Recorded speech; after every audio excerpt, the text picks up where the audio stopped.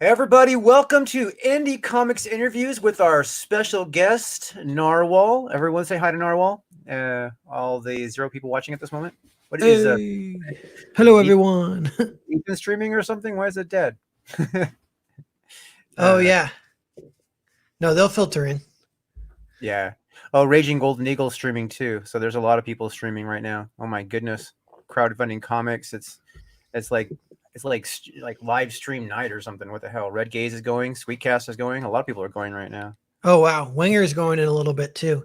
Tuesdays and Thursdays are pretty busy. That's kind of I'm gonna stream this Thursday. I think on my channel I'm gonna do a little stream. But yeah, Yeah, I'm interviewing Raging Golden Eagle on Thursday over here on this channel too. So nice, yeah.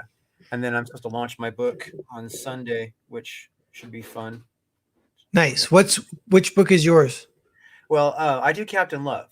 Oh, So okay, yeah, so the Hero of the Cleansing is the book that's in demand right now, and then the Rise of the Pirate King Chapter 1 is launching on Sunday. So yeah, cool. That's awesome. That's good to connect you to the book. Sorry, I didn't do that already. I was like, a nice guy wants me on his show. I'm going on. And then I see it says at the Drew Love, and I was like, is he the Captain Love guy? Cool. yeah, I am. I'm Captain. We got El Gargoyle in the chat. Nice. Hey, El Gargoyle, nice to see you, brother. So let's get started. So I really like the feel of this book. I've heard a lot of mixed things that people say, because it's almost like they don't.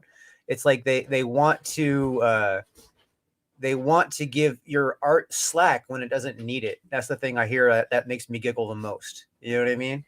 Because you're a good artist. You have your own style, and your style comes to life. You know what I mean? It really it has like real like life to it. So anybody who's listening, don't talk shit on Narwhal style. No, when you're talking to me. Yeah, it's funny. There's like that reaction. I guess it's like any haters that there's plenty for them to grasp onto, but it's all kind of low hanging fruit. And then what happens usually when that happens is I get a flood of defenders, which I appreciate. But yeah, it's like it's easy enough to defend that I don't even necessarily have to defend it. And then a lot of people will do that for me, like really nice fans or whatever will Right. say something along the lines that you guys say, that like the skill is kind of there, like the perspective is usually pretty correct, and the anatomy and whatever, all that stuff. Except sometimes the anatomy is wonky, but I do that on purpose for action. Yo. Hey, what's up, Brian? Hey, what's up, Narwhal? Thanks for joining us. My apologies for being tardy, but I had family stuff. But please continue. Tell us a bit more about Foreign Agent. Yeah, we're talking a little bit about the sort of, if you can call it a controversy, not really, but the controversy of the art style itself. That I get haters here and there, but though, one thing I'll say too is that it seems like the haters, it helps me in the end, especially in that situation, because then people will defend it, and then it's like you get leveled up in the discussion overall. Well, yeah, because they're forced to keep staring at it and listen to other people's point of views, and then they can't disagree because they're right. Yeah, I think it looks beautiful. I love the art style, but you could see where somebody's going to, hater is going to be like, oh, this doesn't look polished. But yeah, well, that's kind of the point. It was Neil Adams that said that there's no such thing as style for comic book artists. That style is everything that an artist does wrong. Oh, that's kind of cool. That's interesting. Yeah.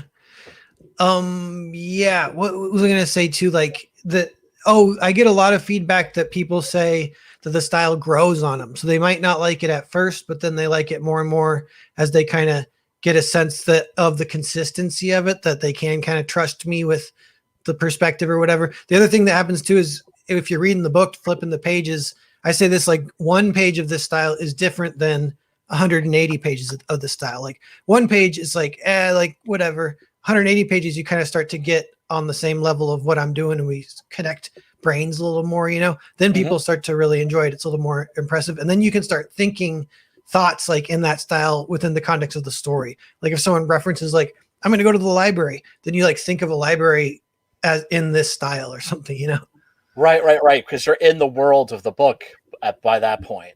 Yeah. And Yeah, yeah. people like appreciate that. And once you suck them in like that, you can have them for life. Kind of like a few of the people who have converted to be Narwhal fans, they're like, they're going to be Narwhal fans forever because they appreciate that experience. It's like kind of interactive to have the book win you over. Well, it cracks me up. It makes me think like the thing that I want to use as defense when I hear that stuff is the Yellow Submarine, the cartoon movie with the Beatles and you know what I mean, the Blue Meanies and all that, because that was a really basic, almost immature style as far as the artwork, but then they like built on that immaturity with like depth. You know what I mean? And so I like to do this because it's not the same exact approach, but it's like it's almost as if it is as if the shapes are so loose it's almost drug induced, you know. Yeah. Yeah, well, I mean, to me, it has, well, for one thing, it has a very hand-drawn quality. It doesn't look like the other comics that are out there these days. It's a different style. This is really obscure, but there was a comic that came out from oh God, I can't remember the name of the brothers, but they work exclusively in black and white, and they did this comic called Cadaver Dogs of Winter, which was like a Coen Brothers style thriller, all in black and white, and it reminds me a lot of this. Nice. I'm gonna try to think of their names, but Well, yeah, I love how you call it Foreign Agent. Obviously, I don't know the whole plot thoroughly because I haven't read it yet, but it does have a foreign movie feel. You know what I mean? It almost has that foreign film kind of feel to it. So Yeah, I kind of like when the art style kind of serves this or fits with the story. And so this one, like I wouldn't make it color even if I could, even if someone said, "Hey, I'll color it for free." I want it black and white just for that feel you might get to match the story. And even with this story too, there's even like it's kind of like a meta twist, but it's just that you're not sure when this story takes place. You're not sure if it's a World War II story or a future war story, and that's kind of fun. The black and white adds to that. That's really interesting. That's a very interesting approach. And the thing is a lot of people, a lot of audiences, you see this not only in comics, you also see it, especially in film. People like to know what they're getting. They don't want to be surprised.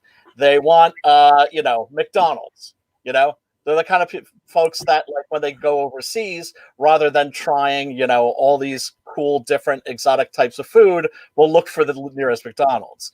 that would be me, by the way. I don't like exotic foods because I get sick. So yeah, I'm looking for the burger place when everybody else wants to make lobster. There's nothing wrong with that. But there should be room for I don't know this for more. There should be room for art films. There should be room for art comics too. Yeah, and I'm curious too now. With this news of like the industry is like kind of collapsing, Diamond's shutting down and everything. Yeah, and it's like I feel like that I'm in a unique position. I hope some new readers come just for that. I was like, hey, Comicsgate's doing fine. We're over here, lots of options, and maybe some stuff you haven't seen before. Like we're kind of pushing the envelope here and there. Since you brought that up, that was a topic I was going to try and address this evening while we were online, because this seems like one of those intellectual topics that should be discussed amongst comic creators, and that is, Diamond is not doing any new comics right now, which means that they're like not taking any independent, any small publishers, anybody who isn't already selling their book through Diamond. They're saying no. And that, however, they're not saying no to new Marvel comics. They're not saying no to new DC comics. So, okay, yeah, but they're spending new orders of comic book shipments to its warehouse, right? And that's obviously it's because of the city shutdowns by coronavirus. You know what I mean? So that's kind of like obvious. That's like everything's kind of on hold. They're obviously on hold as well because comic books aren't considered a necessary service. Most comic book shops are shut down anyway. Why ship to stuff when comic book shops are shut down, right?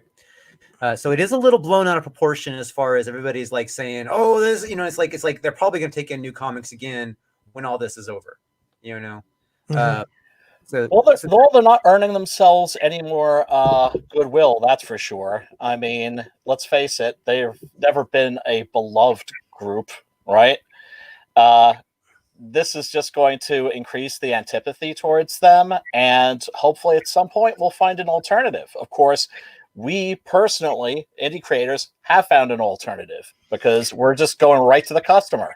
Yeah, I remember just last week, Ron Mars is literally last week. He tweeted, "The fans aren't my customers. My customers are the shops who shop through Diamond. So Diamond is my customer," something like that. And Yeah, cut to 1 week later, yeah. Diamond shuts down. The only option is to go directly to the fans. Yep. And it's like, yeah, no, now Diamond's spooling back up. You know, that is where we will have to watch closely, because now if they don't spool back up right, you know what I mean, and the comic book shops don't start ordering from them like crazy, then the question is, you know, what's the next step? Because these comic book stores need comics. And the only place they can get comics is a few small indie producers that may not even deliver to their area, and then Diamond, who delivers to everybody. Yep. Yeah, I mean, I'm also thinking. I mean, I know you, Drew. You've actually gone to comic book shops and sold your comic directly to the comic book shop owners. Yes, I still do that to the local comic book stores. Yeah. That, you know, because I'm a local author and they sell really fast because I'm a local author. Yeah. oh, nice. Yeah. And then there's a comic book store in Sacramento that wants to sell my books also. They're that podcasters that I gave them all free books when I went up to their celebration, and I think there you go. So that's going to be a cool thing. But again, at this price point, I'm not super excited about putting them in comic book stores because the profit margin is nil. It's almost just getting it available to people who want it. Exactly. Yeah, it's kind of like the romance of seeing your work on the shelves is like what people crave, but it doesn't really work for making a living, really. It would if I had printed 5,000 or more. That was my original game plan, business wise, was to print 5,000 books. Then the cost per book would have made sense for me to go. Like everything I had done, like as far as the cover price of my book, everything was based on printing 5,000. Yeah. And my campaign didn't make enough money to where I could print 5,000. I had to stick with only 1,000. So, yeah, I had to reassess my whole game plan at that point. So I had to make a new one. Yeah, I know what happened to me. I was in a position of privilege a little bit that I was going to order 1,000 because I think for the first campaign I sold 500, and I was like, oh, 1,000 is good. And I realized if you order 2,000, it's like the same price almost.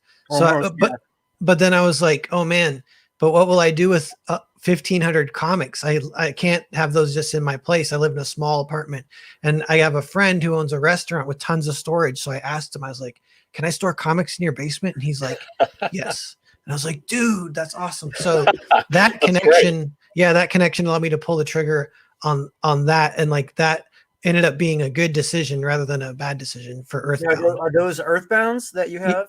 Yeah. So I still have like quite a few of them in storage. I'm going to bust them out next fall and sell as many of those as I can. But yeah.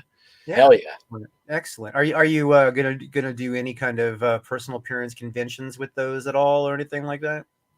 Eventually, I after the disease is over. I mean, yeah, and like when the opportunity presents itself, I'm not as good at.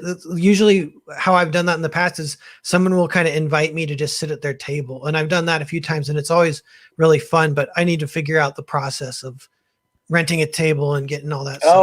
That's something that we really should do a show about, because I have experience with this.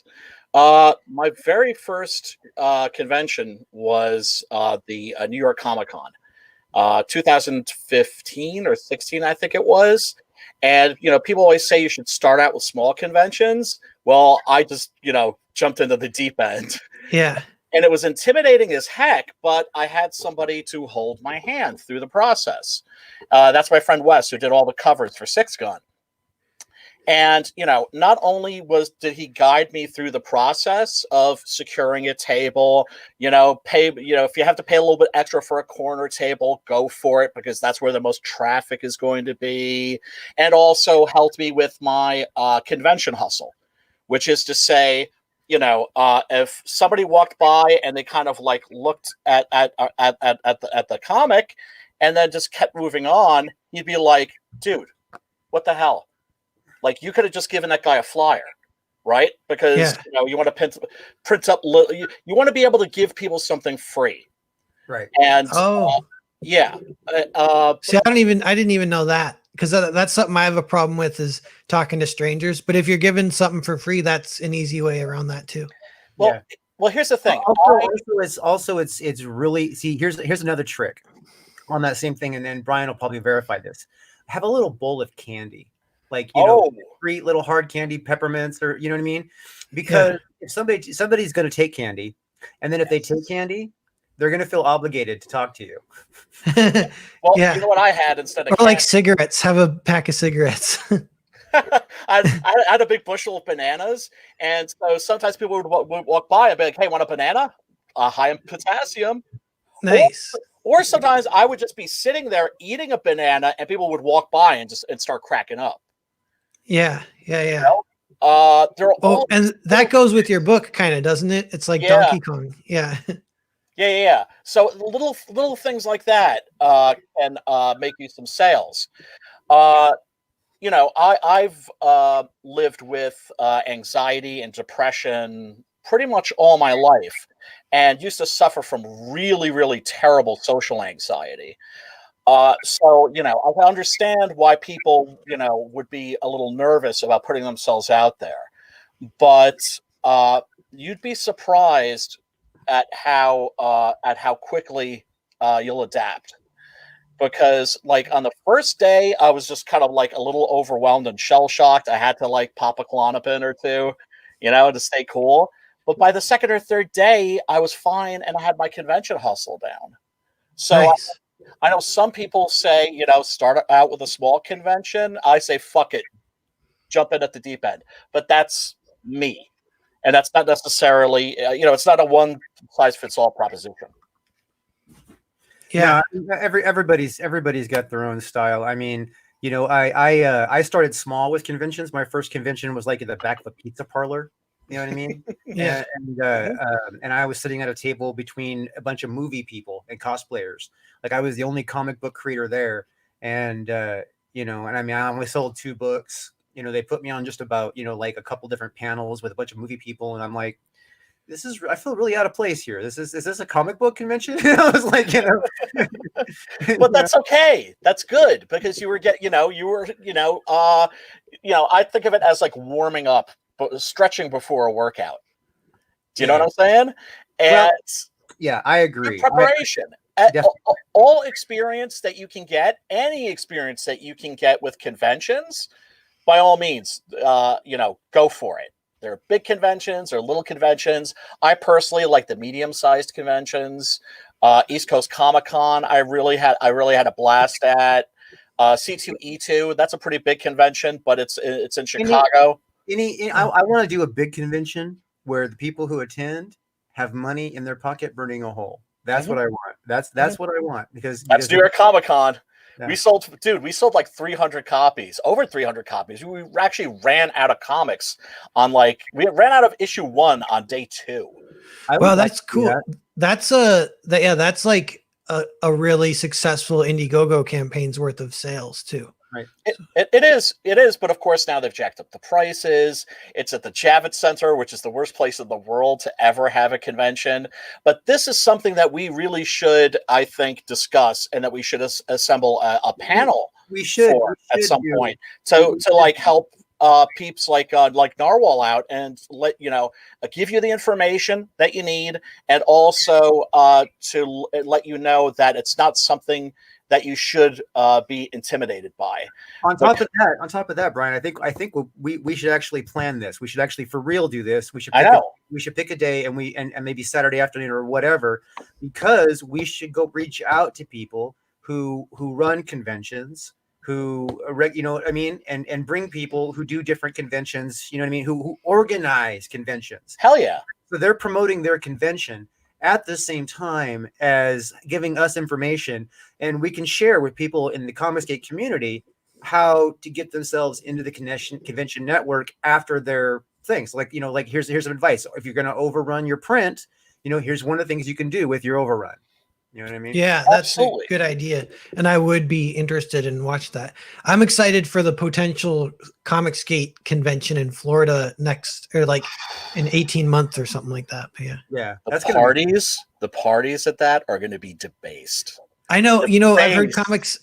comics Kelsey. He's like, man, the 90s, you guys missed it. I caught just the end when it was on the downturn and I thought I'd hang out for the next upturn and it never came. And he's like, but I think it's now. I think this is it. He's like, but back in those 90s, man, with the things we used to do late night at the conventions, man, it was so fun. I was like, what? I've never done anything like that with like, because it's different hanging out with fellow creatives. I always say this then, because I got my buddies that I'll drink with or whatever. Right. And I have my old best friends. They're all fun, but I really love hanging out with artists. I've heard comedians say that too. Comedians are like, they can only hang out with other comedians, and not that I can only hang out with other artists, but I really like right. Well, it's like, you know, there's certain things I'm sure that pipe fitters can only discuss with other pipe fitters, that only other pipe fitters are going to understand. Do you know what I'm saying? Yeah. And it's the same thing for writers. It's the same thing for artists. But usually you get a bunch of creative types together, and you know, it's a blast because you're all there for the same reason, and that's love. I don't mind hanging out with cosplay girls. I'm so old. I remember when you'd go to conventions and it was nothing but guys with questionable hygiene. Yeah. I mean, it stank at those old creation conventions and the early comic book conventions that I went to, like in the 80s. And, you know, I was at the New York Comic Con and I just couldn't believe the amount of not just women. First of all, that's cool, right? Because the comic book industry long ago decided it didn't want 55% of the population's business, right? You know, when they stopped making comics for girls and for women, they screwed up in a major way, I think. But you know, so it's good also seeing women there involved. But you know, I'm a straight heterosexual male. I'm a big fan of Red Sonja cosplay. Let me say that. Big fan of chainmail bikinis. I approve. Yeah, I'm looking to find somebody who's going to do a good Vampirella cosplay in person. That would be, I would like to see that. Oh my. Yeah.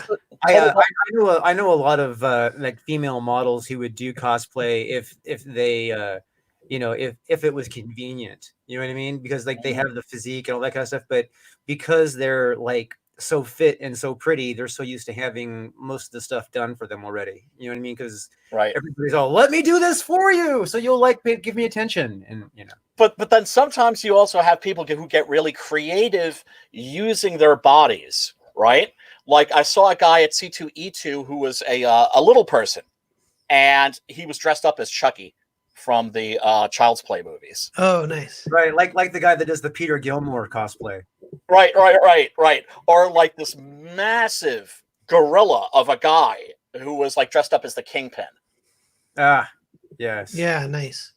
So let's transition here and watch Narwhal's video, his intro Oh, video. fantastic. Cool.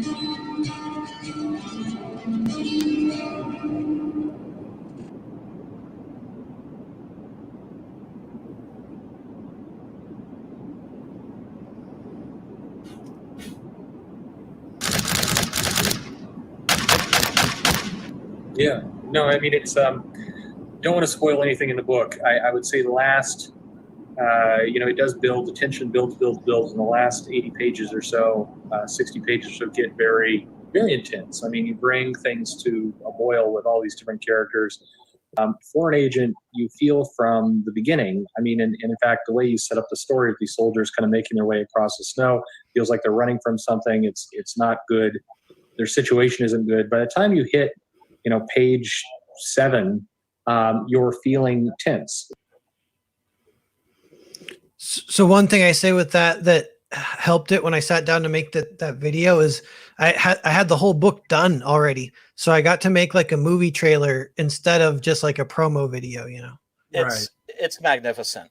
It's magnificent. It's absolutely gripping. It's totally engaging. I love it to pieces. I love it to pieces. Thank you. Yeah, I want like eventually in like 10 years, like I'm 33, like in 10 years, I want to do some animation, and I'm kind of like just doing some here and there now to maybe hopefully I'll be ready when that time comes. And who knows, life just goes on. You can always change or whatever, but it totally works with that minimalist art style. It's I just love it. I just love it to pieces. Yeah, with this particular art style, you could kick out animation fairly fast, because it's not like you have you have depth, but it's not like there's a lot of shading and a lot of but it moves. There's movement, Yeah. And it's and also when you describe the story as a slow burn, and then of course I'm assuming that this is the Stephen King school of storytelling, in the sense that what he likes to do is he likes to take characters and squeeze them and squeeze them and squeeze them and squeeze them, and then of course eventually at some point they're gonna pop. And I think a slow burn is difficult to do if you're releasing individual issues, because then people are like, well, when's something going to happen? When's something going to happen? But with releasing it as an entire book, that's a different story entirely. Yeah. This new model with Comicsgate, it's like not designed to be 20-page installments. It's sort of designed to be more or less read in one sitting. You can read it, even though it's like 180 pages, you can read it in a little over an hour. So like a lot of people tend to do that. Yeah, I was going to say quickly too, as far as the animation style with lighting and stuff, like for this poster, you can see there's like some lighting on their face and on her shoulder. But so I have this thing that's always been a thing where I'll look at flats sometimes and I go, damn, why do the flats look so good? And then sometimes I'll look at them colored or like rendered more, and I'm like, I like the flats more. What's wrong with me? Why do I like flats so much? And so it's always been like that my whole life. And I think part of that is loving animation, and like Rats of Nim or something, or like the Secret of Nim. Secret of Nim, like all that kind of stuff. I just love it. And so that's kind of a big influence on me, and my art tends to go in that direction. But it's just funny that sometimes I'll do it on a different layer in Photoshop. I'll render something completely and then I'll just undo it all because I'm like, nope, I like it flat better. And you did this all with a computer, with like a see, I don't even know the terminology when it comes to like the actual technology, but yeah, I use a Cintiq. It's like a big, big second monitor that you can draw directly on it. And yeah, the one thing that like enables with my style a lot too, that I say is it's like it's Control Z rather than erase. So Control Z is undo. So I'm drawing strokes, big, long sweeping strokes, and over again. I'll draw them like 10 times, and I'll keep the 10th one kind of thing. So it's funny, these drawings, they still take kind of a long time, because sometimes I see people look at it and they go, looks like you spent 4 seconds on, or like 10 seconds or a minute on that. And I'm like, it took me an hour. But yeah, well, it shows. It really does. It's obviously paying off for you. I love the fact that it has a very handmade feel to it. Even though you made it with a computer, it's still what is it? It's just new technology. It's just a new medium, but it doesn't look like it was made on a computer. Yeah, thanks. Yeah, I love that kind of like digital, like punk look or whatever, but I also really like traditional. And that's like, you always like stuff that you don't do, kind of like the heavy rendered traditional. I look at that and I go, oh, that's so awesome. And I eventually one day want to try and do a book like that too. But I found it's funny, books, like starting a new book is like, it's such a huge endeavor. This is what I've realized, that you accidentally fall into the path of least resistance. Like I don't even know, like maybe I could force myself to, but it's hard to like start a new book. You're like, all right, this is going to be 2 years of work. And then you're like, well, the only way I can do that is by doing in my comfort zone at this point, like my style. Then I know what I'm doing, blah, blah, blah.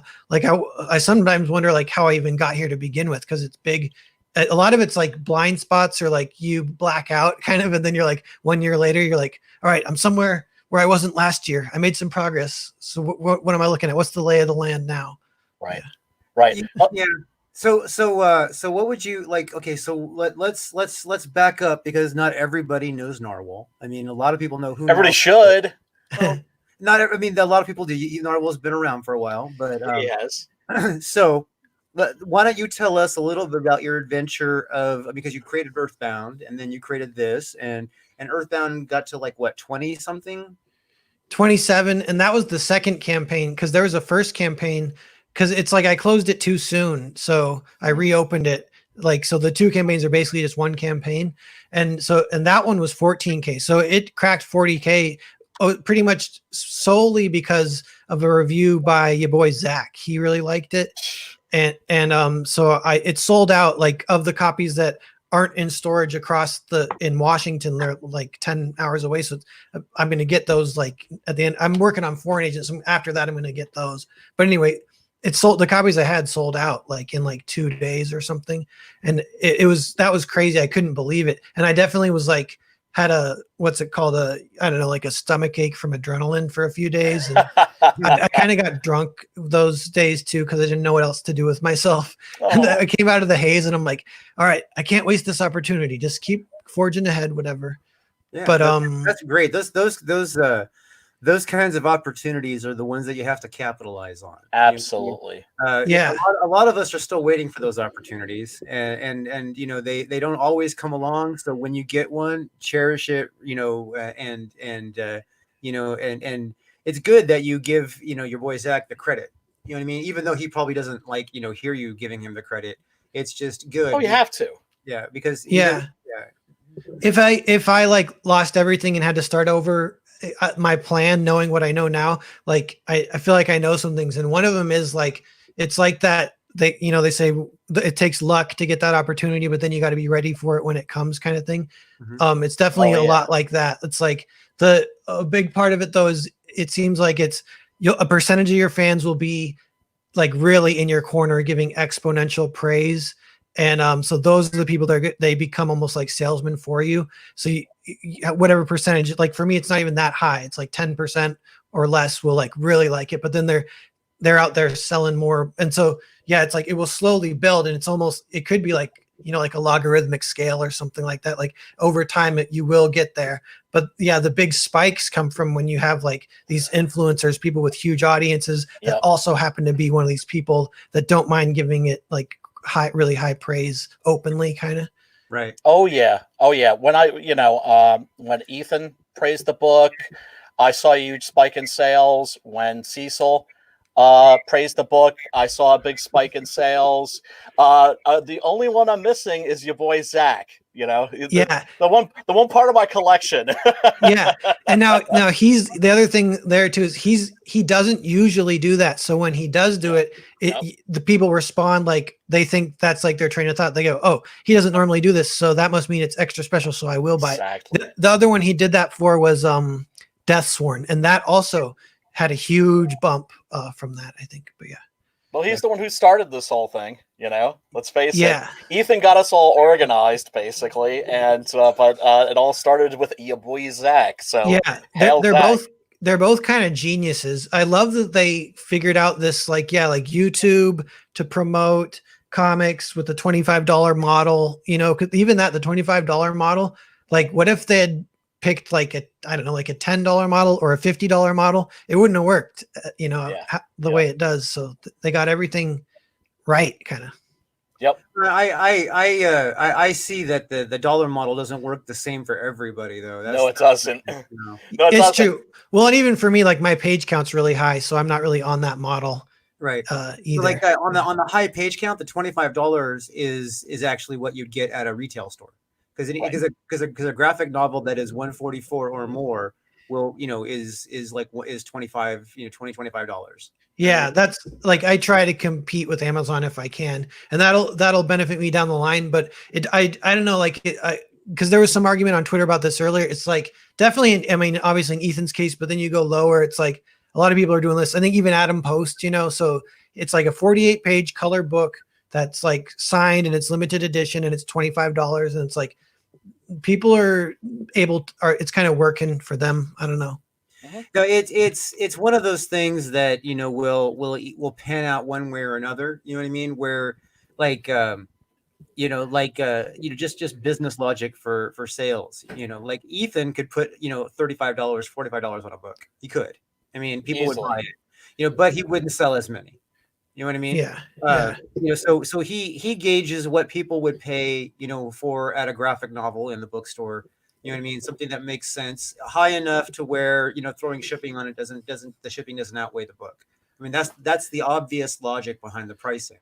That's just business sense. You know what I mean? That's just like if you were like to randomly price something, you'd be like, okay, well, I got to do shipping, I got to do pricing. What's the market value of these things? What people are used to paying? You know what I mean? What would they go for here? Now with everybody that doesn't work. Like there's a lot of people who don't have Ethan Van Sciver's reputation. You know what I mean? If they tried to do a 48-page book for $25 and then another $10 or $15 shipping, it's very possible they won't sell any. And a lot of people who try that don't sell anything. Yeah, you're right. It would dip your sales. Like you could maybe get to 100, but get into 200-300. And I do see people launch around 20 or even 15. But I know like Sweetcast did 20, I think, price point for a 48-page book. Yeah. And that was pretty successful for him. Yeah. Well, as far as Comicsgate goes, this community that we have in our audience, I mean, there's from what I can judge, there's roughly like 1,000 hardcore Comicsgaters, people that are like, I'm Comicsgate. You know what I mean? And then there's Comicsgate adjacent people that are like Comicsgate depending on their mood, and there's probably another 10K of those people, right? And these are people that are like Comicsgate customers, and I'm using vague numbers. Obviously I could actually do statistics and do graphs and actually figure out those real numbers, but there's no way I'm gonna spend my time to do that. Yeah, I guess that too. That's kind of my guess as well. I agree with your numbers. So based on that logic, there's an audience there to do what would be an independent, market short sales. You know what I mean? And then if we're smart business people, we think beyond that. Now, Ethan has transitioned. If you notice that Ethan's like opened an eBay store, he's like trying to figure out every way he can get his books on the market. You know what I mean? And so he's got past his Cyber Frog first campaigns. You know what I mean? That book is now done. He's on to the second book. So now the first book he's trying to market off of the regular platform as well. As he's going on a second book. I mean, that's what I see him doing. Obviously, he hasn't said that's what he's doing. That's what it appears as if he's doing, and that's what the smart business approach would be. So as far as like Comicsgate goes, most of those people of that 10,000, most of us don't have a reach to them. You know what I mean? Because like I've been around Comicsgate since July, so it's coming up on like the 3/4 of a year for me, right? And as far as Comicsgate life, that's actually a pretty long time, because Comicsgate's like 2 years old total. Yep. You know what I mean? Yep. So I'm nearly half the life of Comicsgate at this point. But which is weird when you look at it like that. But still. Most people like for instance, like my name was somewhat familiar to you, but you didn't have the direct association to my book, and we have never even been on a live stream together. You know what I mean? And so there's a lot of people who still have no idea who I am. They may have seen Captain Love, but you know what I mean? They don't make the association, or maybe, and they don't know to buy the book, you know what I mean? And it's like really hard, especially since of all that drama that happened right before I came into Comicsgate. Right You know what I when you came into Oh, Comicsgate, yeah. brother. Right when Yeah. you came into Comicsgate. Yeah. Yeah. So there was like severe drama, and that has like Ethan has basically shut his doors to anybody new. I think the only person that was new after the drama that he let in was the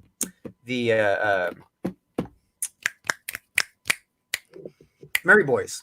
You know what I mean? Oh, And that, yeah. yeah, and that's an original, very, very interesting comic, and you know what I mean. So, Well, he sort of let me in too, in the sense but that I mean, they yeah, letting not people in. completely though. I mean, like dedicating one of Right. his shows to pushing Yes. the book.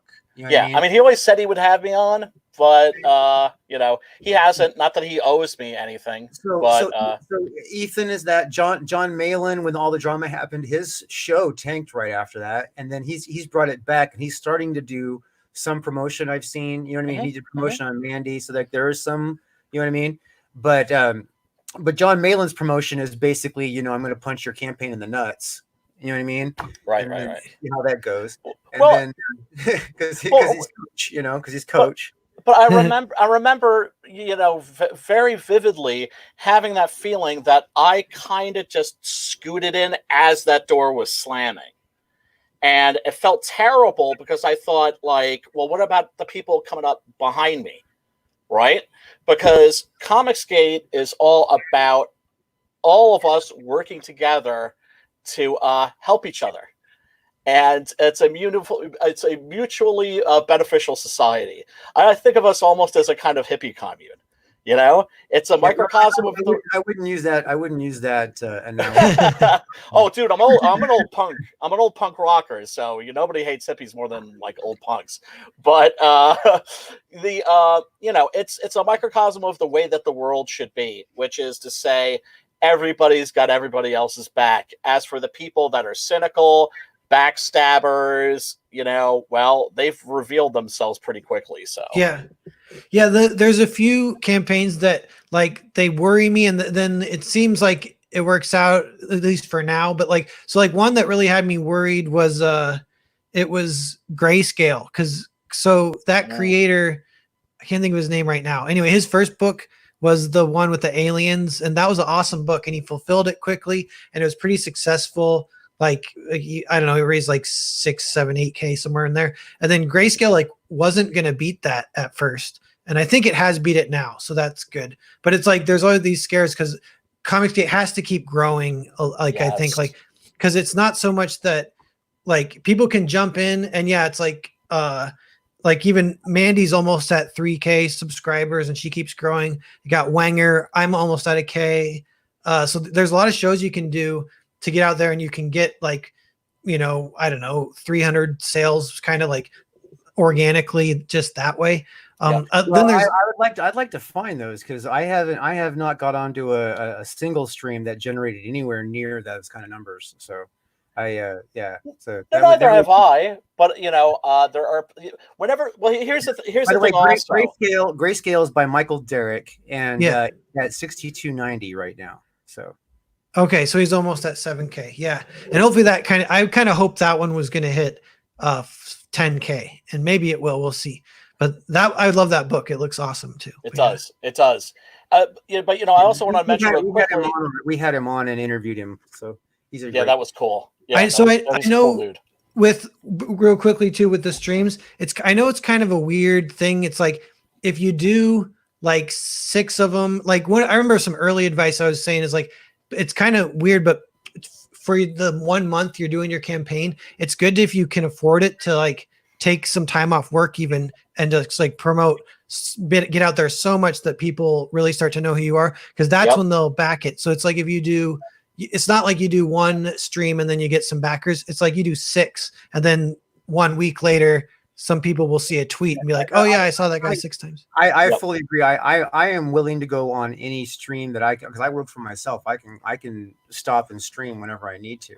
The problem that I find is that most people who do streams don't have open DMs, or if they do, they don't check them. You know what I mean? Yeah. people, I get people saying, send me an email and I'll put you on, or at me in a tweet, and it's like it doesn't always work. You know what I mean?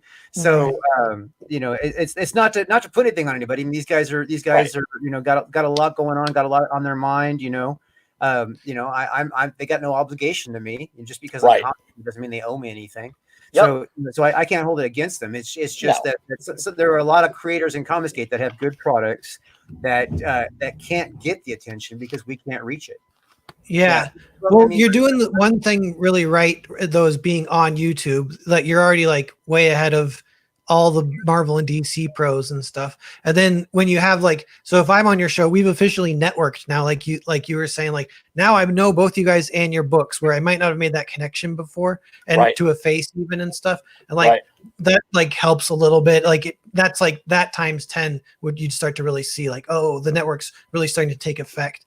But I think it's when I first joined Comicsgate, to me, it felt like I was playing the slow long game, and I got sick of that. So Comicsgate, I was like, no more slow long game. I need to go do anything I can to be a pro as soon as possible, was kind of the idea. And Earthbound, it had a failed ish campaign 1 year before Comicsgate really started. And then once Comicsgate started, then that first trade of Earthbound started. And that's kind of helped from there on. I was kind of set and growing, and it was going really well.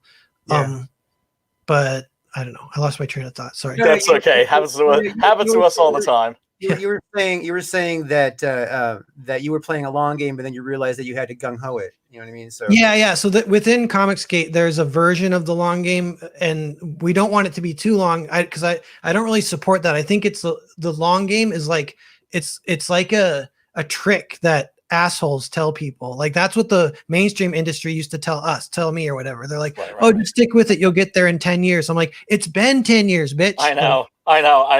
Oh, that's the thing, is they don't want us, and then they've let us know that they don't want us.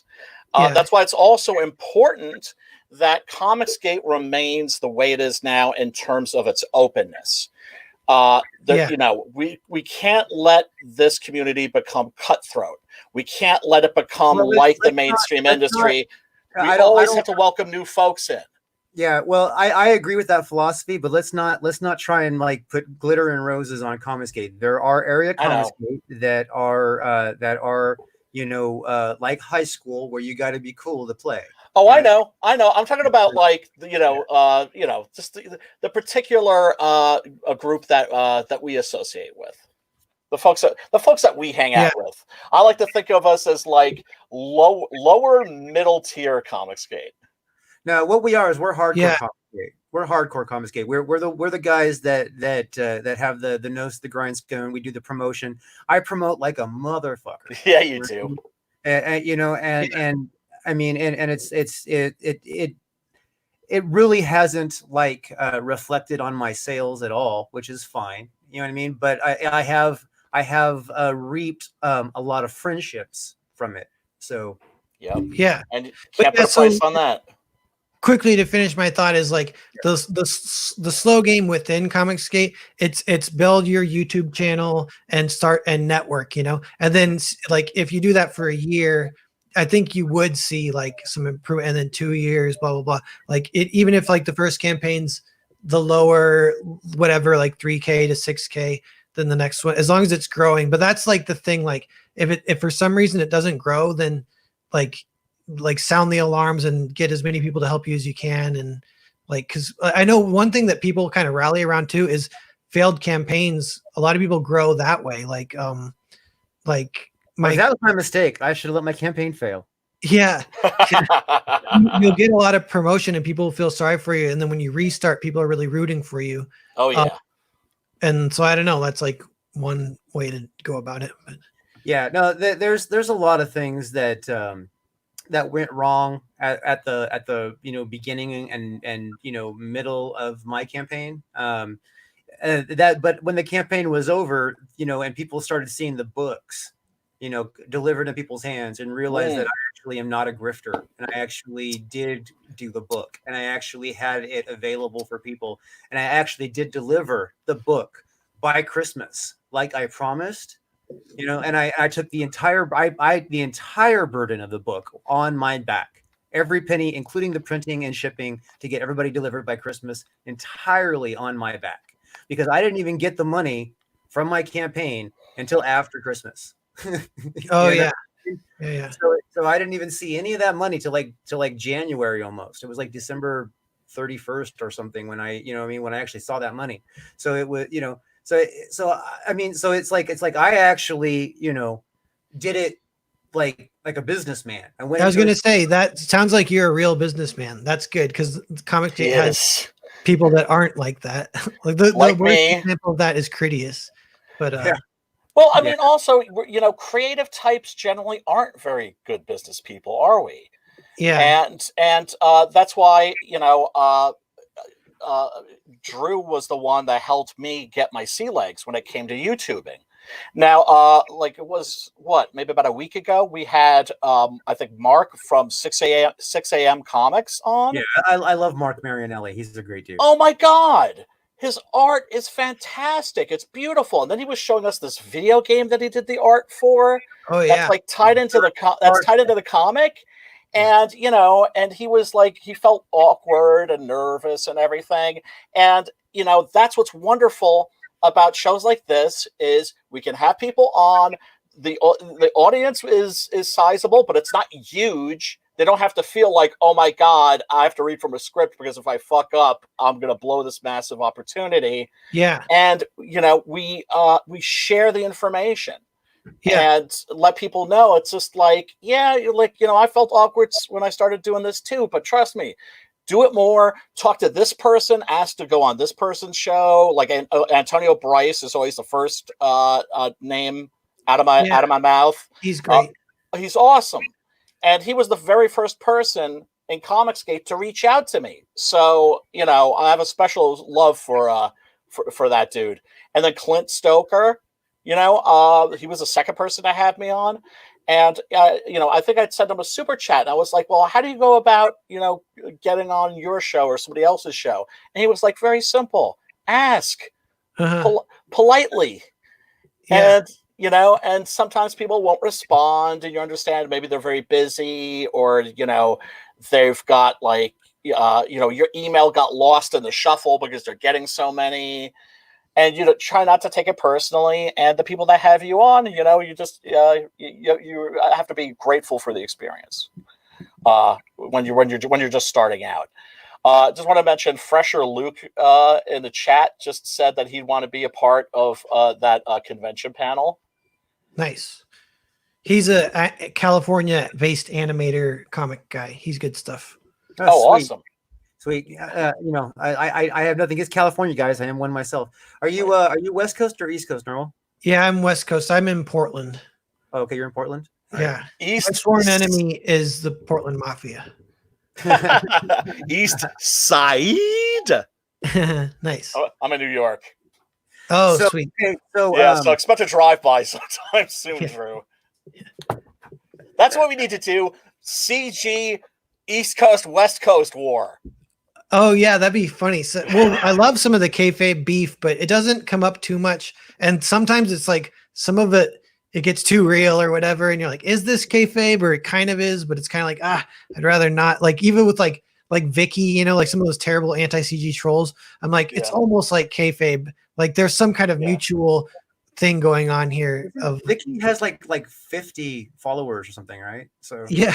It's like, why are we talking? It's like and, she's not even worth paying attention to. Even though I was going to say really quick though, too, speaking of live streaming, is like starting small because you can get on those. It's so worth it too, because then if you get on a bigger one, you won't be super nervous, because that does happen. Point. Yeah, that does happen too. If you get on with Ethan, like just knowing so you're not like too quiet or always interrupting him, something like that. Just those basic mic skills helps. Yeah, I've been having to reach outside of Comicsgate for live streams, and because I think I've exhausted the network. Now that you follow me, I could even like now direct mail you, but I wouldn't, like, for instance, I wouldn't have put you on blast and said, "Hey Narwhal, can I be on your live stream?" You know what I mean? Because that's like publicly like calling you out. You know what I mean? To do it, it's like So it's like that's just not my style. Some people do that. Maybe it works for them. I have found in my life that kind of approach doesn't work for me. So Yeah, it's like I'm like what like I'm like a swinger, so I'm like low level varsity or high level JV, and so it doesn't happen to me enough that it annoys me. But so I get tweets sometimes that are saying like, Narwhal, follow me so I can DM you, and I always do. But as I remember, or if I got like 100 of those, then I wouldn't be able to do that, But I only Right. get like one a week, so I just well, I had to ask you to follow me so I could DM you so I could ask you to be on this show. yeah, So Yeah, and there's nothing wrong with that. There's nothing wrong with that. yeah, I know. It just builds the network. Oh, hail Zaid Comics in the chat. yeah, hey Zayd, that's probably Philip. He's the one that's always running behind the Zayd logo there. Yeah. What's up, dude? But yeah, there's so much. We have so much to learn from each other, and I always say this like a broken record. I'm sorry. Go ahead. I'm just going to cut you off because let's talk more about his Please. book. Oh yeah. No, seriously, like Narwhal, you're talking about like the mic skills and everything like that. I need somebody like Drew to rein me in because I could turn into like a real chatterbox. Oh, so well, you guys are a good team, and yeah, it is we a balance good, like, each other. yeah. So Thanks, the soft cover. Now that this obviously is going to be perfect bound because it's way too big to be staple stitched, right? Yeah. Okay, and that's going to be $25, and the shipping on that, so I imagine, is reasonable, right? Yeah, it's $6 domestic. Very That's reasonable. Yeah, and so I did one campaign already. So and international is like expensive. So I don't Yes. know. Yeah. So I charge just what it actually cost, which is it's like $25. So it's like, sorry, international people. Yeah, it Yeah.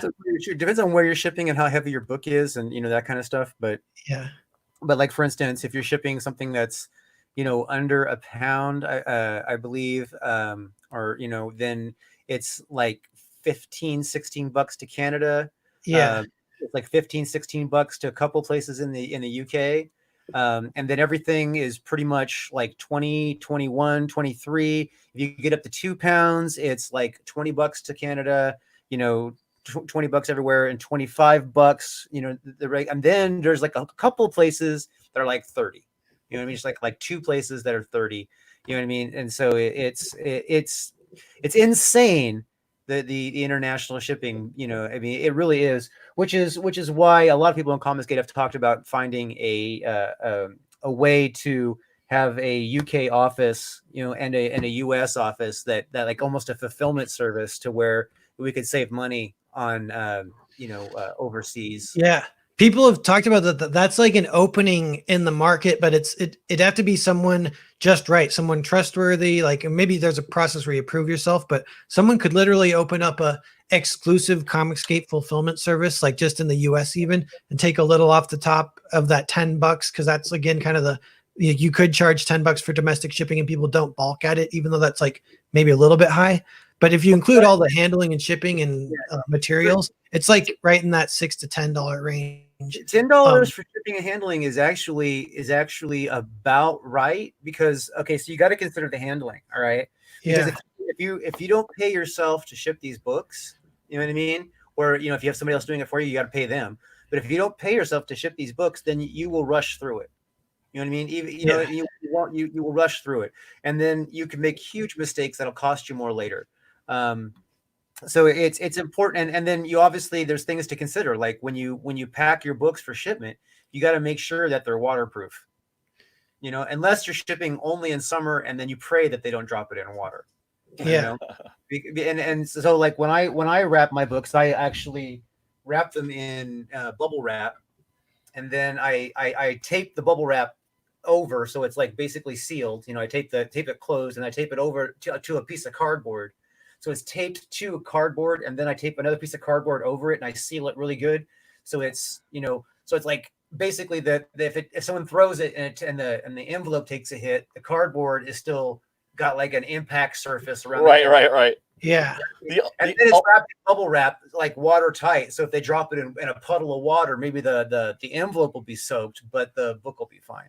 So the only person whose books arrive like better protected are Vinny's. You need like a jackhammer or like a hacksaw to get to Vinny's packaging. Vinny uses like some kind of extra strong tape. I don't know what the hell that's about. No.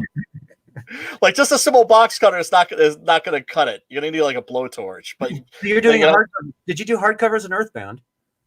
Yeah, I did. Yeah. So hardcovers are obviously heavier to ship, and that's obviously I think so. Like the hardcover edition is a $40 book, which is a good price for 190 pages, right? Almost a 200-page book. Yeah. So, and there's only going to be 500 of those, so that's like extra limited kind of. Yeah. Excellent. It says here 300. So you're holding.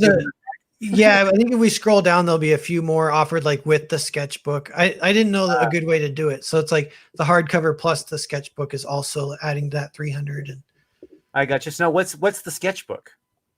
There was a sketchbook for Earthbound, and that's like part one. There's some ongoing comics that are like less. They aren't like super high profile Narwhal stuff. Like there's like one I just work on late at night for fun like a year ago, and I'm finishing some of it now, but it's like an adaptation of the silent film version of Nosferatu, kind of like almost like panel for panel. So I'm not even writing it. I'm just adapting it to a comic. And so you get that, like the first 20 pages were with Earthbound. The second 20 pages are with this one. And eventually that'll be a full collection. There's a few shorts in there and some sketches. That's a great idea. I don't think anybody's done that. How in comic books, sometimes you would get like a backup feature. Yeah. I don't know anybody in Comicscape that's doing backup features. Yeah. Wait, backup feature, like it's just like a sketchbook. Like a short story, like 5 pages or something. I think you said that you were, if I heard correctly, you've been doing the Nosferatu adaptation in 20-page increments, and you're including that in the sketchbooks.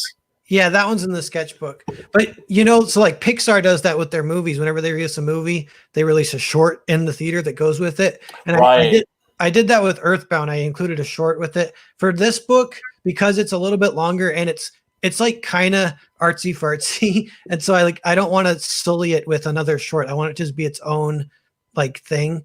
So I'm putting the short in the sketchbook for this one too, but yeah. Awesome. Artsy fartsy. I've never heard anybody refer to their own project as artsy fartsy. Yeah. As I say, it's artsy fartsy, but it's not boring. That's what I say. Right. It's not pretentious. Yeah. Well, we'll see. It delivers the goods. Narwhal is not pretentious. We'll see about the book after we read it. No. Yeah. Generally, pretentious art is produced by pretentious people. Yeah, no, most of the time I can get like triggered. Like that's when I think a lot of the industry people, I kind of think they're pretentious and have big egos, and I get bitter. Like some memories of dealing with them, and I don't know, they're like full of themselves, and it affects their art. You can tell when someone's so full of themselves, then their art will suffer sometimes. Absolutely, there's nothing worse than an artist getting high off the smell of their own farts. Yeah, pretentious people lack passion. Yes. Other than passion for themselves and their own passion. Yeah. So this one's the bulk is 3 copies of the softcover version of Foreign Agent shipped to your door. And hopefully you have a door. So. Yeah, I don't know why I said that when I was making the campaign. I think I said that to every single tier. Shipped to your door. Straight to your door. Well, me, man, I live in my van down by the river. Yeah. Well, ship it to your trunk then. I don't know. I got a P.O. box. How am I getting my book? To your submarine hatch. Yeah. All right, and then this one, the bundle sketch and special thanks. So, what's the special thanks? That's just like the credits page. There's going to be a special thanks. It's like about 50 people. I actually made that up because I'm kind of preparing the print files now. So yesterday I made it up and typed up all those and added, like Ethan and John Malin, a few others get special thanks just because, Mm-hmm. And yeah. Very cool. And then this is the original painting that's right here. Yeah. I went on Malin's stream to promote this, and he's like, what's the painting look like? And I was like, oh, I haven't posted it yet. He's like, Narwhal, are you touched in the head? Something, I don't know. But I was like, I finally put it up. So that's it. It's Jeff Lastly, 11 by 14. I told Jeff, I was like, I kind of hope it doesn't sell because I just want this painting for myself. Right. So you don't promote it very well, is what you're trying to say. Yeah. It's So you can beautiful. scroll up just feeling like that painting's not there. Right there. It's just okay. Yeah. So I like this. Okay, so is this guy bald on purpose? Like he's like he definitely has a receding hairline. Yeah. That's just like his design, I guess. Yeah. Yeah, it looks So really so tell us about these awesome. characters. All right, so who are these two? Be right back. Yeah. So that's August and Alexandri and the girl and one of the soldiers. And so there's I'll just go through like because mostly there's the family and then there's the soldiers. So the family is Thomas, Alexandri, and Harold is the old man, and then the soldiers are Piper and August.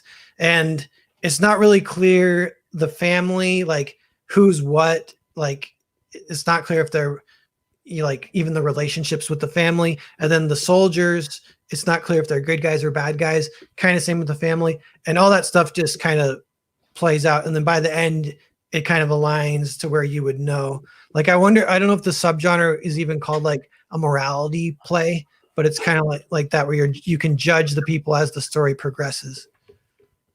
Okay. No, all right. So everybody's got a little bit of a questionable like position, is what you're saying. Yeah, it's ambiguous to start and then less and less ambiguous kind of thing. Now, it's not cut and dry like black and white, where at the end you figure out these guys are the good guys and these guys are the bad guys. It's kind of like in the mix where some of this group is good and some of this group is bad. And yeah, and even the people are kind of mixed. Earthbound's kind of like that too, and it made me eventually I want to do a project where it is like a really bad guy and a really good guy, because that's kind of fun too. I like stories like that, but I've kind of almost accidentally done these kind of ambiguous stories my first two books. So well, it's obviously, what you're naturally drawn to. You know what I mean? Because I mean, we all write what we like. I mean, you know what I mean? So if hopefully, I mean, if you're engaging this much in a book, you're like, okay, if I can do whatever I want, what am I gonna do? What is it that I want to see in a book? You know what I That's mean? the essence of Comicscape books. Every project is a passion project, and that's why the books that we're producing are so special. yeah, I've heard it say it's like growing from the bottom up rather than the top down. You don't have an editor saying like, all right, we're going to do this kind of book this season. It's like Comicscape, just a bunch of flowers growing and people are picking the ones that they want, from it. Absolutely. So kind of cool. That's the one thing I hated about about the whole concept of going with a publisher, because I had written this book and I did not try to pitch it to any publishing companies before I wrote it, because I was like, you know what, I don't want to go down that route. And then when I almost had it done, I had some people tell me, I had a couple comic book store owners saying, you need to take this to Image, they'll pick this up. And then I asked some of my people that I met, that I made friends with, that had worked with Image, and they're like, don't fucking go to Image, because Image will shred your book. They will tell you that we can't do this, we need to do this, change this character to this, and that kind of stuff. The property is still technically creator owned, but it's still publisher driven. Oh, I didn't know that. That's interesting. Well, I don't think it's the case every time, but they definitely said that it is more common than not, because like pitch projects, they approach everything, like either it's gimmicky or it fits a formula. You know what I mean? Mm-hmm. And so they suggest or imply, or in some cases even dictate, that you follow those aspects on your project, because they pay for it up front. They're saying, we paid for it. It's your character. You own the creation, but we need it to be like this because we're paying for it and we want to sell it. And this is what we think will sell. And, right. Like Westerns aren't selling right now. So can you take your story and make it a science fiction story instead? That kind of thing. I don't know if they would do that, but they would be like, well, can you mix in a female hero? Can you mix in, this lesbian diverse character? Albino Eskimo. Right. You know, that's the kind of stuff that I heard that I'd be.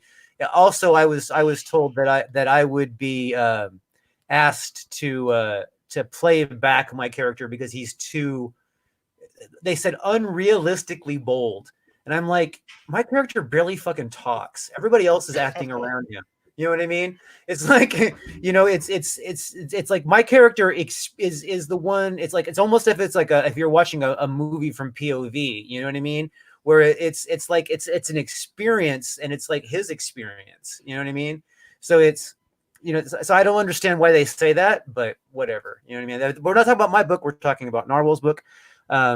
And so we have the characters. These are the family and the soldiers. So are there other characters outside the family and the soldiers in the book?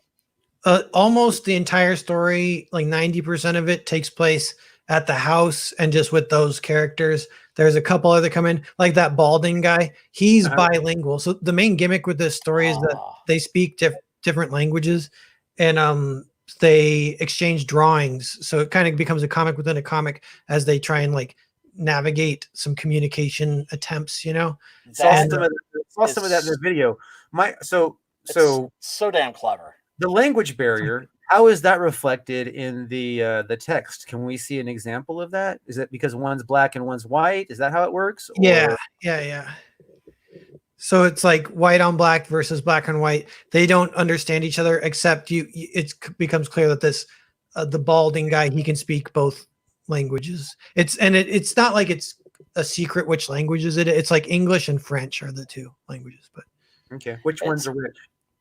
The black bubbles are French. The whole the comic within a comic, that is a really, really interesting twist on this subgenre, which I would call like the survival drama. Like I'm immediately thinking of like an old movie with Humphrey Bogart called The Petrified Forest. Where like a group of criminals take some people hostage, and they're like, we're just going to be here for a few hours, then we're going to be out of your hair. One of those stories, but I've never seen one that's been done like this. It's very original. Yeah. I'd like to point out the beauty in this top panel here. Yeah. Okay, so you can tell that there's multiple layers of depth. Very few artists do this, and there's a reason why, is because in a lot of line art, you destroy it by doing this. So what you've done is, because you have like this loose feel to your art style, you're able to like blur the very, very far back, blur the middle ground a little less, and have the foreground nice and crisp. And it creates this multi-level dimension that I just absolutely adore. It's beautiful. It's beautiful. Thank you. Yeah, with the digital, like I use one brush, and if I make it really small, it's sharp, and if I make it really big, it's loose like that. So that's like an interesting, like style thing. Like I just use the one brush, but yeah. That's so cool. Can't argue with the results, man. It's a beautiful looking book. Narwhal is just basically, I don't know what the fuck I did. I just like it. Yeah. Well, I mean, it works. If it's working for you, no need to overthink things. Yeah. Always trust your inner critic. Always trust, your own eyes and your own voice. I noticed there's a couple of these panels where you're looking down the barrel at the character. Not this one direct, this one a little indirect. I think that's clever. Yeah, that was hard to draw, all those drawings, and I learned as I was doing them. Like I think there was one. It might not be in this. Wait, sorry. Scroll up or down. Let me see if it's anywhere here. Scroll up a little more. Yeah, that one. So this one, her gun barrel. It's like she could tap, if it was an imaginary camera, she could tap the camera with her gun barrel, like it's going right beside the camera, kind of right past it. And because at first I tried to draw it going into the camera, and I was like, it looks weird, and I do that later, but because then I tried it again, it worked a little better. But that one turned out pretty good. And this page, one kind of quick, interesting storytelling thing is like that middle panel. That's a wide angle lens, and then the bottom panel is a long lens. So the imaginary camera, it's in the same position for both those shots. It's like next to her gun, but like basically what it does is it means when he points his gun at the camera, his hand doesn't get really big. His gun stays small, and when she points her gun at the camera, it gets really big. So she looks more powerful than him. Right. See, these are subtle things that we writers, Drew, might not notice. And that's one of the reasons why we need to embrace the collaborative nature of the comics medium and trust our artists. It was kind of actually the next thing I was going to, as a filmmaker, it's something that I actually did notice is the perspective changes, and that's where I was kind of going with the whole barrel thing. And I was going to go on to how actually I saw Narwhal on John Malin's stream, and you guys talking about how you have experience doing storyboards. The composition is superb. Mm-hmm. And so, like, I was going to ask if with your storyboard experience, is that where you learned how to use these different camera lens perspectives? Yeah, the thing that made me learn it the most, it actually maybe wasn't necessarily storyboards. What it was Blender, which is the 3D program that's free. And so because it all takes place in one house, the house is 3D and you can kind of see that. So I just pull out, so I was in there with my imaginary camera pulling out pictures to draw the characters over the top of. And I realized as I was doing that you can change the angle of the lens of the camera within the program. And then I saw what it did. I was like, oh, I think I finally get what wide lens and long lens mean. And then the quick, easy storytelling thing for it is like long lens will give you like a feeling of voyeurism almost always. And wide lens gives you a feeling of like being right there. And so you can use that. It comes up all the time, one or the other. Like any POV shot, you probably want a long lens. Any shot where you're like right there, like a fly buzzing around someone's head or something, you want a wide lens. It depends obviously on the style of like if you're actually like making a film. Sometimes you may want to use a long lens with a fisheye, you know what I mean, which would look like a wide lens to some degree. You know what I mean? Yeah. Sometimes you want to use a wide lens and use a macro on it so it pulls way back. You know what I mean? So it's like a wider presentation, almost more cinematic for a small scaled area. There's a lot of different lens approaches, and and you definitely, I would say that you definitely have a natural skill for looking at these universes from what would be a almost like paused TV screen. You know what I mean? Yeah. Right. Yeah, thanks. And yeah, basically, but it's just 3D. 3D helped me a lot. I love 3D now. It's funny, but I only like it for backgrounds. I don't like characters in 3D. And I like low poly. I don't like crazy detail. Right. No, it's a minimalist style that you're using here, and it's beautiful, and it doesn't look like anything else that's out there right now. Yeah, that's true. It definitely looks original. In fact, you look at this and you're like, this is Narwhal's style. Yep. And if some people don't vibe with it, they don't vibe with it. You never know if people are going to vibe. It's not exactly the same style as everything Narwhal's done. Let's be clear. Oh yeah, without a doubt. Earthbound doesn't look exactly like this. The cover he did for Comics We Love, Adam Post. Damn it! Why am I brain farting? The Zombies, College of the Dead. Yes. The cover he did for that doesn't look like the same kind of style. Not at all. You can still tell that's Narwhal's style because Narwhal is in the group and picking from the group, who would it be? Well, it's obviously Narwhal, but but people try to like pigeonhole Narwhal based on one or two presentations, and they don't realize that there's several different things that you can look at to identify that he's actually got skill as an artist. Like the time he drew on War Campaign, and he was pulling his. I guess you were pulling your own character out, but or was that who was the character that you were drawing in that? Oh, that was the underboob girl. Yeah, yeah. Underboob girl. I forget what she was originally supposed to be, but then she became my character because she looked different enough. Yeah. So Homeboy has versatility, is what we're saying. Yeah. Yeah. Well, but he does stick to his core principles of art style. Yeah. I know with Foreign Agent, it's kind of funny because with Earthbound, a lot of the notes were like, they're like, Narwhal's specialty is color. He's the best at color. And I got some colorist offers, and that was kind of becoming my thing. And then my second book's in black and white. And a lot of people, they're like, why isn't it in color? It should be in color. And I'm like, I understand you might think that, but it's not going to be in color. I'm sorry. I wanted to make a Six Gun originally in black and white, but the thing is black and white comics are a hard sell unless they're manga. But of course, this is a Comicsgate book, so it's it's not subject to those same rules. I would say. Yeah, this one, it was still risky, and I was nervous, but it worked out. Like, people like it, and people are gonna be happy with it. I'm pretty sure it's like solid book or whatever. So And you being that you're gambled. Go ahead, Drew. and being that you're a Comicsgate illustrator, somebody who's an artist in Comicsgate, it does put you in a different category in the community. Mhm. You know what I mean? Those of us who are strictly writers, or creators, you know what I mean? We don't get the same kind of love. You know what I mean? We get love, And that's but we don't okay. get love. You know what I mean? That's okay. The artists should always be the rock stars. I feel, in the comic book industry, because no matter what, even though the comic book industry is very writer driven right now, if somebody picks your book up off the comic book rack, or if they look at your Indiegogo campaign, if the art makes them go, ugh, they're not going to give your story a chance.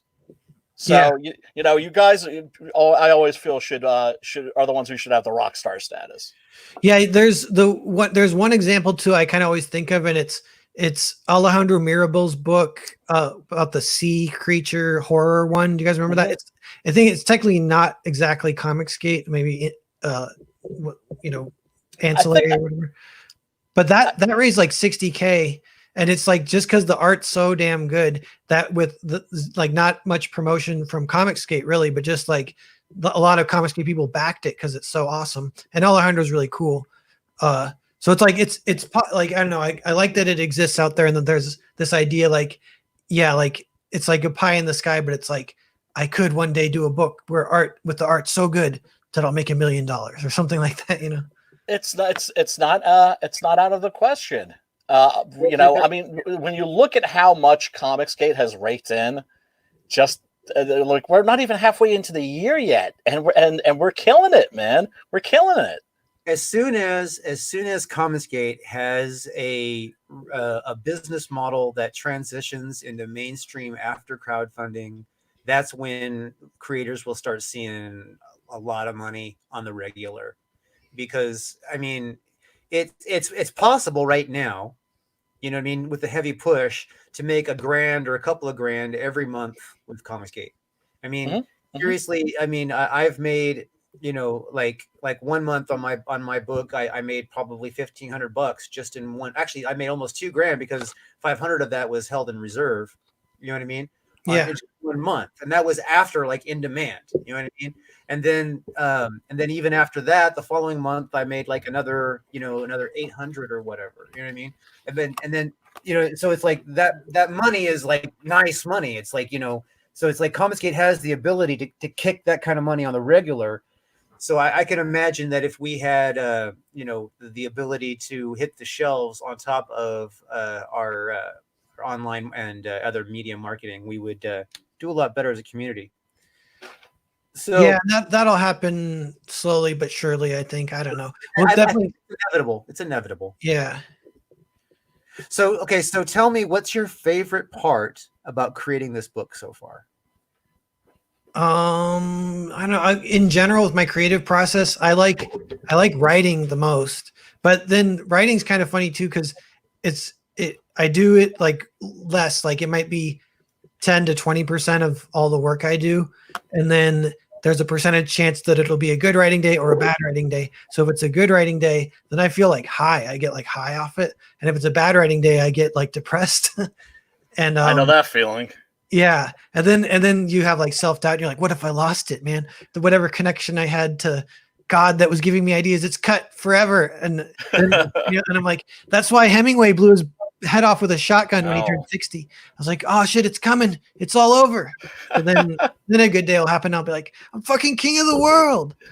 But and then so specifically within the writing, it's like writing a good scene. I can already picture it in my head. So I'm like, oh, this is gonna work. They're gonna like this, or this will be cool. This will fuck with the reader a little bit or something. But yeah, and I'm jealous that I don't have illustration skills because I have major wrestling matches with like sometimes just a single panel with my illustrator, because I will communicate specific boundaries that I need, something specific I need, and like the rest of it he knows that he can play with whatever, and then he will go in there and play with whatever and misunderstand what I want, you know what I mean?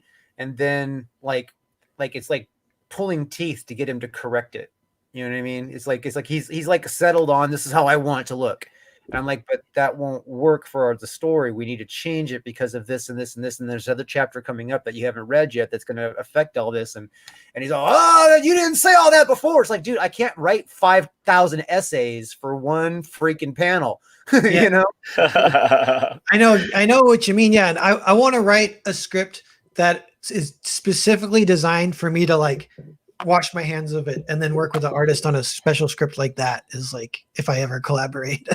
Yeah. Well, what I like to do is I put a lot of description, a lot of detail into my scripts.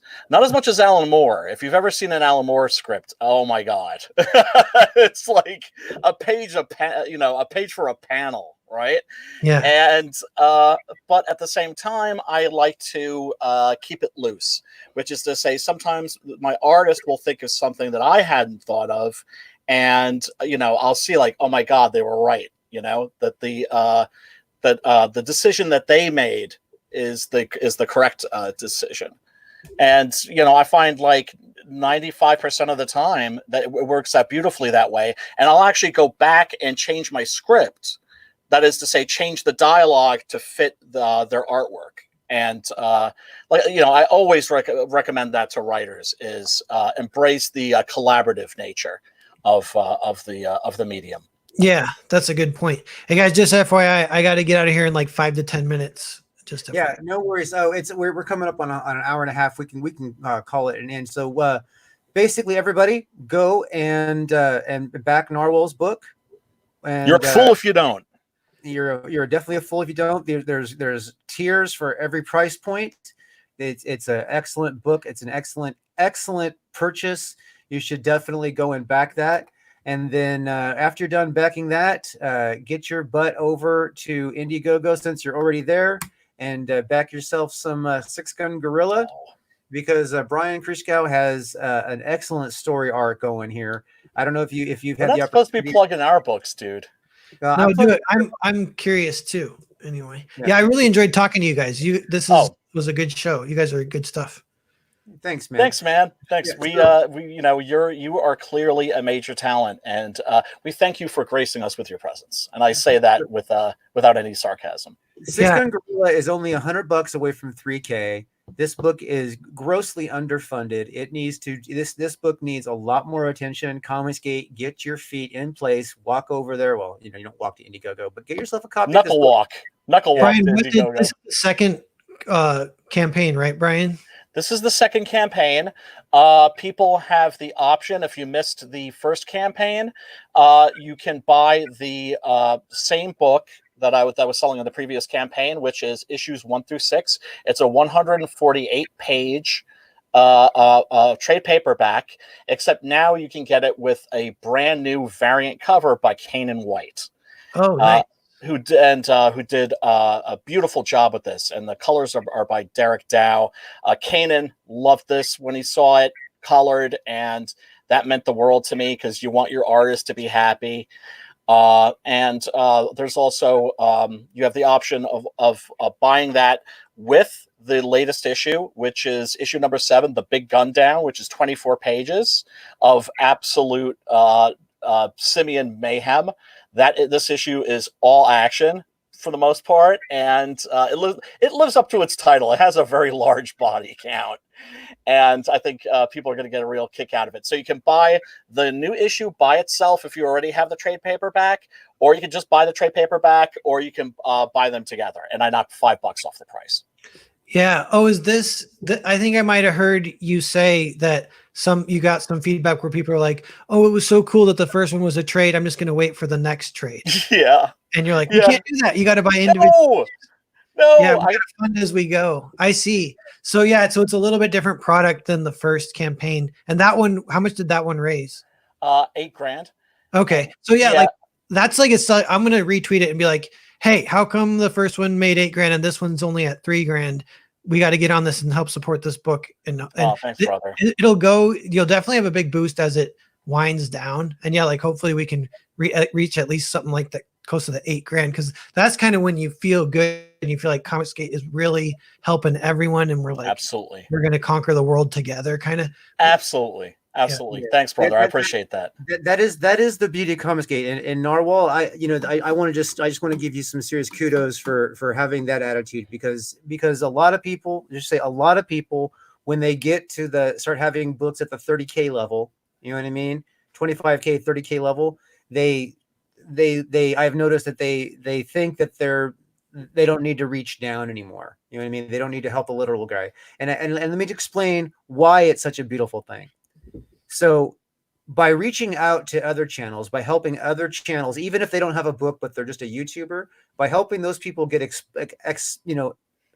helping them expand their audience, you know what I mean? What you're doing is you are furthering your own audience as well.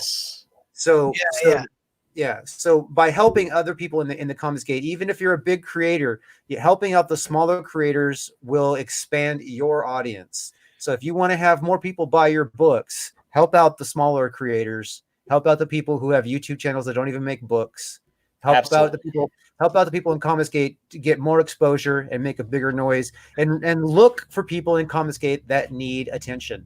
Don't just reach out, and this is not you directly, Narwhal. This is just in general. If anybody who's listening, reach out to Comicsgate people that need the attention, because a lot of people don't know where they're lacking, and if you can help them do better, and they're willing to accept your help, then you are a true piece of the community, and you are treasure. Heck yeah, absolutely. And I also just wanted to say really quickly, everybody who reads this book loves it. And that I'm not boasting. That's me being grateful. I did love the book. It was really good. Thank you. I'm very, very humbled by the response that it's gotten. I'm very grateful. It's an awesome thing. On that note, we're going to sign off. Thank you, everybody, for coming, and go back Narwhal's Foreign Agent, go back Sixth Gun Gorilla, and of course, if you're so inclined, get Captain Love. Captain Love, yeah, sweet. All right, guys, thanks everyone. Blue Sea, take care. Fresher Luke, El Gargoyle, Zaid. Oh yeah. Hail to everybody in the chat.